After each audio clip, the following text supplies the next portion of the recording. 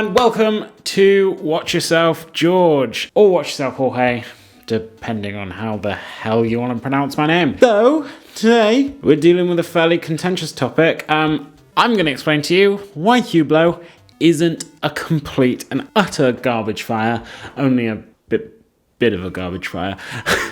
So, first of all, I'm not a watch expert, just a massive watch nerd, so if I get anything wrong, if you have any corrections, any pointers, please pop them in the comments below. So, Hublot. Why isn't it a garbage fire? Let's get into it. So in 1980, Carlo Crocco created the Hublot watch, featuring a gold case and a rubber strap. Hublot was the first brand to do this, to attach rubber to a precious metal case. Without that watch, we wouldn't have seen and wouldn't be seeing loads of similar watches on the market. For example, Rolex with the Oyster Flex. There's numerous precious metal watches Rolex makes, and the Oyster Flex only comes with the precious metal variant. We wouldn't be getting that if it wasn't for Hublot. Watches such as the Skydweller and the Yachtmaster, and the Skydweller's a really, really cool watch. I don't think anyone's denying that. They were also the first brand, weirdly, to do all sapphire case and all sapphire bracelet construction. These watches in the extreme luxury market are now actually really popular. Watches such as the Jacob & Co. Astronomia or their Bugatti Chiron watch. Full sapphire case constructions.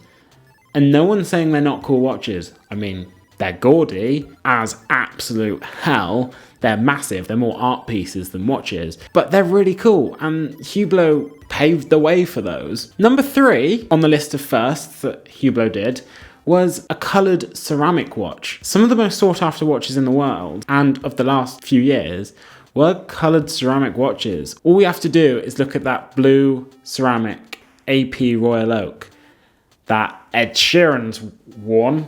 I mean, Terry, what's your opinion of Ed Sheeran? Ed Sheeran. I absolutely hate him. He hates Ed Sheeran. What's your opinion of Hublot?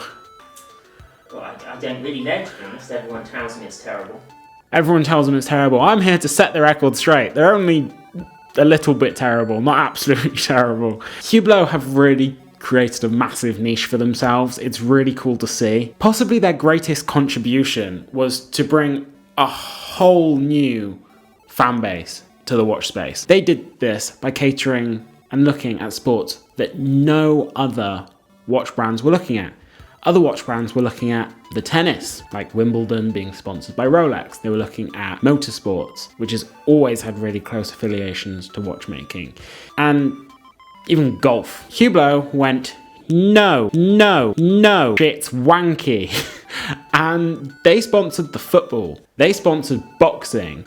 They've been on the belts of some of the biggest and greatest boxers of modern times. They got the world's most ostentatious man in Floyd Mayweather on side sponsoring them.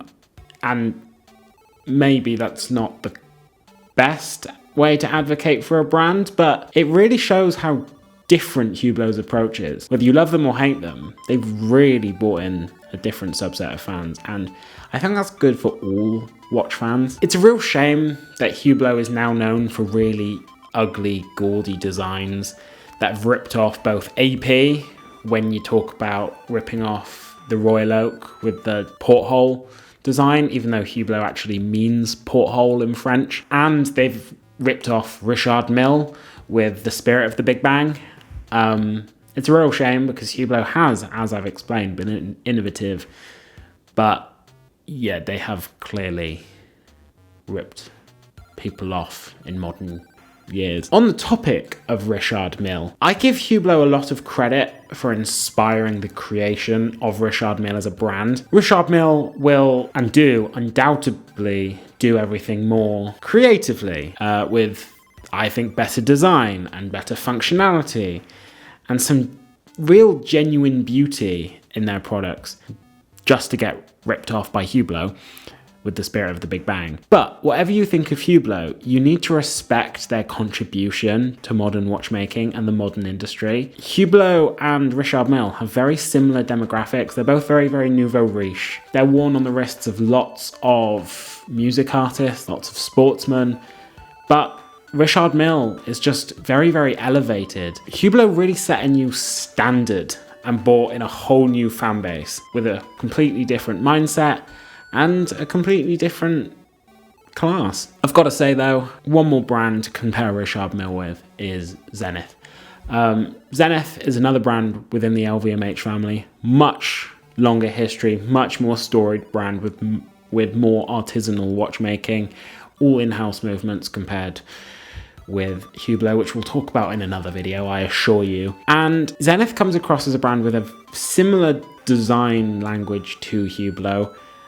For example, those Defy chronographs are big, bulky pieces with some very brash design in the skeletonization and the blue leather strap. They also look sick. Like, they absolutely look really, really cool. It's just a shame no one buys Zeniths, and everyone in that price bracket buys Hublot, because they sort of come across as each other's evil twin. Now, those are all the reasons why you shouldn't scoff at Hublot and laugh at their contributions. Whatever you think of their designs and everything now, they've made some very significant contributions to the watch market, which you simply can't brush under the rug.